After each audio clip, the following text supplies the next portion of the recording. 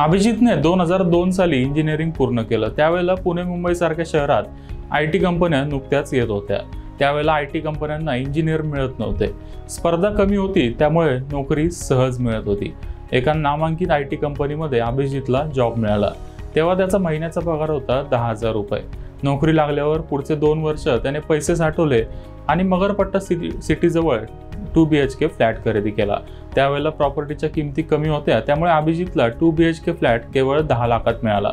हा फ्लॅट त्याने गुंतवणूक म्हणून खरेदी केला होता, त्यामुळे सुरुवातीपासूनच त्याने फ्लॅट रेंटवर दिला। सुरुवातीला फ्लॅटचा EMI होता 8,000 रुपये आणि त्याला फ्लॅटचं रेंट मिळत होतं दर महिन्याला 4,000 रुपये। बाकीचे पैसे तो पगारातून भरत होता। पुढे 5-6 वर्षात त्याने लोन नील केलं आणि आता त्या फ्लॅटची किंमत 80 लाख रुपयाच्या वर गेली आहे आणि त्याला दर महिन्याला आता 20,000 रुपये रेंट मिळतंय। 10 लाखाच्या फ्लॅटची किंमत 80 लाख रुपये झाली, हा मोठा फायदा आहेच, पण त्याच फ्लॅटवर त्याला आता दर महिन्याला 25,000 किंवा वार्षिक 3 लाख रुपये भाडं मिळतंय। आता प्रॉपर्टीची किंमत झाली आहे 80 लाख रुपये, त्यावर वार्षिक 3 लाख म्हणजे टक्केवारीचा विचार केल्यास त्याला साधारण 4.25% रेंटल यील्ड मिळतंय। या उत्पन्नाला ग्रॉस रेंटल यील्ड असं म्हणतात। अभिजितला वार्षिक 3 लाख रुपये भाडं मिळतंय, पण सोसायटी मेंटेनन्स, कॉर्पोरेशनचा टॅक्स आणि घराचं पेंटिंग किंवा इतर देखभालीचा खर्च असं एकूण त्याला दरवर्षी 60,000 रुपये प्रॉपर्टीसाठी खर्च करावे लागतात। 3 लाखातून 60,000 रुपये वजा केले म्हणजे शिल्लक राहिले 2,40,000 रुपये। 80 लाखावर 2,40,000 रुपये म्हणजे रेंटल यील्ड झालं 3%। सगळे खर्च वजा केल्यावर जे रेंट मिळतं त्याला नेट रेंटल यील्ड असं म्हणतात। सध्याच्या मार्केट व्हॅल्यूनुसार हे उत्पन्न 3% आहे, मात्र अभिजितची मूळ गुंतवणूक आहे केवळ 10 लाख रुपये। 10 लाखावर 2,40,000 रुपये म्हणजे हा आकडा झाला 24%। आता विचार करा, अभिजितने फ्लॅट खरेदी न करता बँकेत FD केली असती तर एवढं व्याज मिळालं असतं का? एवढं व्याज मिळणं शक्यच नाहीये। प्रॉपर्टी खरेदी करण्याचे हे 2 महत्त्वाचे फायदे आहेत। एका बाजूला प्रॉपर्टीची किंमत वाढत जाते आणि दुसऱ्या बाजूला रेंट देखील वाढतं।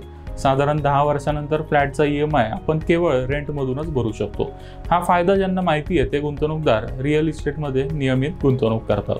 पुणे मुंबई सारख्या शहरात असे अनेक गुंतवणूकदार आहेत जे केवळ रिअल इस्टेटमध्येच गुंतवणूक करतात। रेंट मिळवण्यासाठी प्रॉपर्टीमध्ये गुंतवणूक करणं ही नक्कीच चांगली स्ट्रॅटेजी आहे, मात्र यामध्ये एक धोका आहे। हा धोका आहे हे तुम्हाला आत्ता जाणवणार नाही, मात्र पुढच्या 20 किंवा 30 वर्षानंतर याचा फटका गुंतवणूकदारांना नक्की बसेल।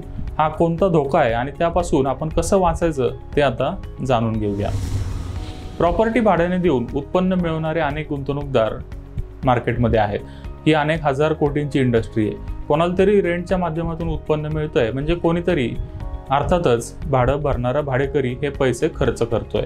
भाड्याने राहणाऱ्यांच्या जागी जाऊन जर आपण विचार केला तर एक गोष्ट आपल्या लक्षात येईल, ती म्हणजे रेंटवर राहण्यात त्यांचा लॉस आहे।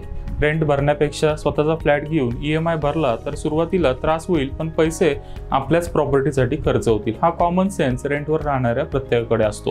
तरीही लोक रेंटवर राहतात, यामागे 2 प्रमुख कारण आहेत। पहिलं कारण म्हणजे काही लोकांकडे डाऊन पेमेंटसाठी पैसे नसतात, त्यामुळे ते स्वतःचं घर घेऊ शकत नाहीत। मात्र 3 ते 5 वर्षात कोणतीही व्यक्ती डाऊन पेमेंटसाठी पैसे जमा करू शकते।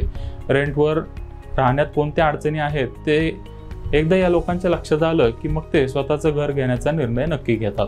डाऊन पेमेंटसाठी पैसे नाही हे झालं पहिलं कारण। दुसरं कारण आहे ते म्हणजे बऱ्याच लोकांना आपण या शहरात किती दिवस राहणार ते माहीत नसतं, त्यामुळे ते लोक स्वतःचं घर खरेदी करून लायबिलिटी घ्यायला तयार नसतात, कारण त्यांच्या मनात कायम भीती असते। मागच्या 20 वर्षात शहरीकरण अतिशय झपाट्याने वाढलंय। शहरी भागात राहणाऱ्या लोकांच्या संख्येत मागचे अनेक वर्ष 3% जास्त वाढ झाली, मात्र 2022 मध्ये पहिल्यांदाच हा आकडा 2% खाली आला। शहरी भागात आता 140 कोटींपैकी साधारण 51 कोटी लोक राहत आहेत। सांगण्याचा हेतू असा आहे की एका बाजूला शहरात येणाऱ्या नवीन लोकांच्या संख्येत सातत्याने घसरण पाहायला मिळेल आणि दुसऱ्या बाजूला सध्या रेंटवर राहणारे लोक स्वतःचं घर घेण्याचा प्रयत्न करतील। येणाऱ्या काळात व्याजदर कमी झाले तर अनेक लोक रेंटवर राहण्यापेक्षा स्वतःचं घर खरेदी करणं पसंत करतील। आता विचार करा, पुढच्या 20 किंवा 30 वर्षानंतर रेंटच्या घरांचा डिमांड कमी झाला आणि सप्लाय वाढला तर काय होईल? रेंटल यील्ड कमी होईल किंवा रेंटमध्ये किमान खूप जास्त वाढ तरी होणार नाही।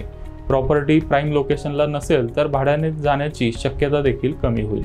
त्यामुळे सगळीच गुंतवणूक रिअल इस्टेटमध्ये रेंट मिळवण्यासाठी करू नका। तुमचा पोर्टफोलिओ बँक FD, सोनं, शेअर्स आणि म्युच्युअल फंड सारख्या इतर ॲसेट्समध्येही नक्की डायव्हर्सिफाय करा।